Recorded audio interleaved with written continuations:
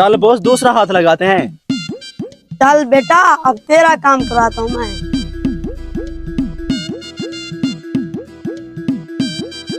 आपको प्लान के बारे में पता है ना? जिस तरह से मैंने आपको कहा है बस वैसे ही करना। ये भी इसके बिस्किट उठा लेते हैं।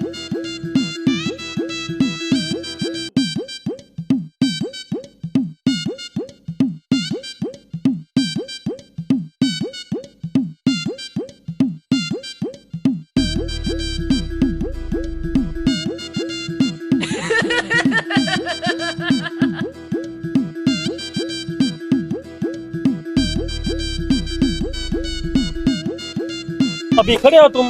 अब ये बताओ मेरे बिस्किट कहाँ गए? रुक बॉस, मैं तेरे को बताता हूँ, चलो मेरे साथ। अच्छा चलो। चल।